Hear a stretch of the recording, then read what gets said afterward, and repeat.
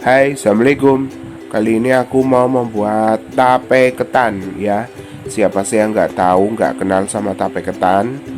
Ini kita pakai berasnya 1 kilo, terus ragine itu 1/4 butir, terus ada pasta atau pewarna. Nah ini beras ketannya yang perlu kita pertama lakukan adalah kalau ada batu silahkan dibuang. Habis ini langsung dipesusi atau dicuci. Untuk membuat 1 kilo tape ketan itu membutuhkan 1 butir 1/4 ragi tape. Ini adalah beras ketan yang udah aku pesusi alias aku cuci. Sekarang kita rendam dulu pakai pewarna. Nih jangan lupa pewarnanya nyampurnya yang rata ya. Kalau enggak nanti pelontang-pelanteng. Kayak aku pelontang-pelanteng karena beras ketannya nyampurnya enggak rata. Jadi harus rata. Kalau pengen rata berarti harus masukin air sama pewarna dulu, lalu beras ketannya itu pasti rata ya. Ini direndam selama semalam atau 8 jam, 6 jam boleh. Beras ketan yang udah direndam silakan dicuci 1 kali aja. Ini aku ngukusnya pakai kain gini supaya beras ketannya nggak banyak yang lengket di dandang ya. Ini kain gini, kalau nggak punya nggak apa-apa, langsung ke dandang tapi banyak yang lengket ya. Ini dikukus di dandang itu 20 menit ya. Ini dikukus, habis direndam, dicuci lagi 1 kali, terus langsung dikukus. Nah ini dandangnya dikukus, ini airnya udah umep, dikukus selama 20 menit. Setelah 20 menit kita cuci tangan dulu. Ini udah 20 menit ya, udah diambil dari dandang atau kukusan. Ini kita masukin ke dalam cepon. Ini aku namainnya cepon. Cepon apa sih ya? Ya ini udah ya, maksudnya ini itu apa? Masih panas sekali, langsung kita cuci. Ya jadi habis dikukus 1 kali itu dicuci sampai nggak lengket. Ya jangan lupa di bawah ya harus diaduk-aduk juga. Ini tujuan mencuci adalah nggak tahu saya ya, mungkin biar lengketnya nggak ada ya, maksudnya biar nggak terlalu lengket gitu. Nah ini kalau udah dicuci siap untuk dikukus kembali.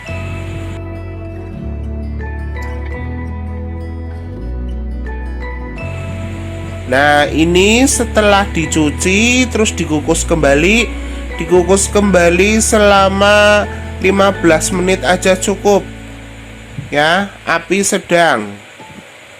Ini udah mateng, kita ler apa ya, kita dinginkan pokoknya.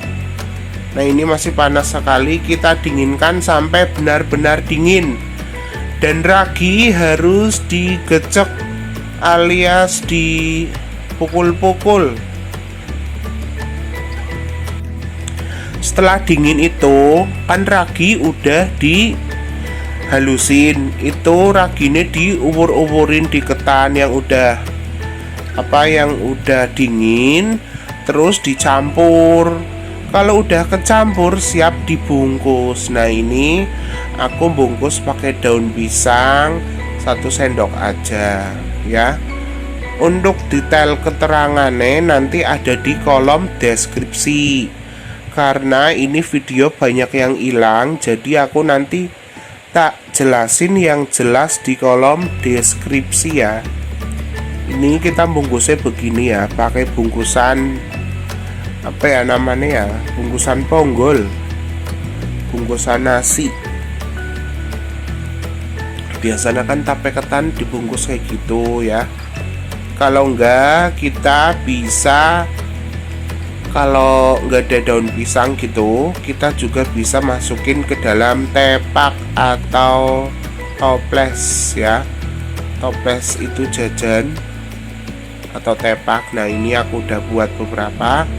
Ini kita selesaiin aja sampai semuanya selesai. Nah, ini ambil daunnya nggak usah gede-gede, nggak usah besar-besar, cukup 20 cm, itu cukup 20 atau 15. Terus ditumpangi lagi daun yang lebih kecil supaya nanti nggak terlalu bocor, karena tape ketan akan menghasilkan air ya. Dari proses fermentasi itu akan menghasilkan air yang banyak. Untuk pewarna, tape ketan itu biasanya dominan ke hijau, tapi kalau pakai pewarna yang lain, merah, kuning, apa terserah ya kan. Selagi nggak dijual sih terserah, mau pewarna pakai apa aja nggak apa-apa ya. Kunci dari tape ketan adalah kita mencampur ragi dan ketane, itu ketane harus benar-benar dingin. Makanya ketan harus didinginkan ya, diler. Kalau bahasa Jawa itu diler ya, pakai tampah apa pakai nampan. Ini aku pakai tampah ya, pakai nampan juga nggak apa-apa ya. Ini dibungkus 1 sendok aja, jangan besar-besar. Nah, cara bungkusnya begini, mudah kan?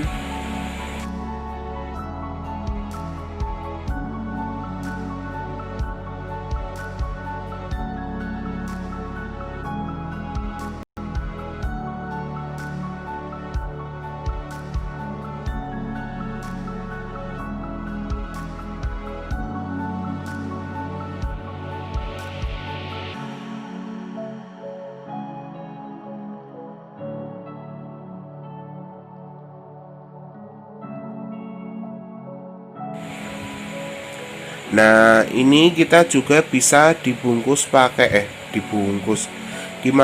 ke dalam toples ya. Kita masukin penuh nggak apa-apa.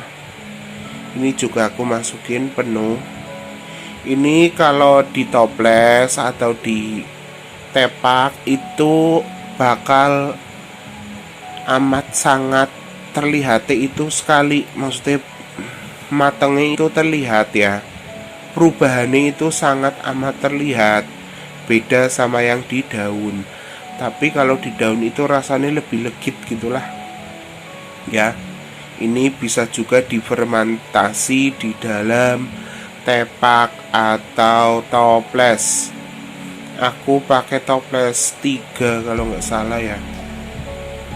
Aku soalnya bikin ini hampir 2 kilo tapi nggak ada 2 kilo. Yang penting aku umumkan bahwa untuk 1 kilo beras ketan, ragi yang dibutuhkan itu 1 butir 1/4 ya, jadi harus dibagi. Nah, ini nanti keluar airnya ya setelah 2 hari. Nah, ini itu baru sehari alias 24 jam atau lebih. Ciri yang paling terlihat adalah dia berembun. Tuh lihat ya, beruap, berembun dan sudah mengeluarkan air. Tuh, bisa dilihat kan airnya di bawah. Itu air tuh kan. Banyak. Sekarang kita buka saja yang di daun. Nah, kalau yang di daun itu airnya nggak banyak, karena airnya banyak yang merembes. Ini rasanya manis, seger, enak, asam. Karena tadi aku bilang kuncinya adalah peragian, ketan harus dalam keadaan dingin. Nah, ini yang ditepak tuh. Yang ditepak itu airnya amat sangat banyak dan airnya juga manis sekali. Oke, semuanya terima kasih dan selamat mencoba.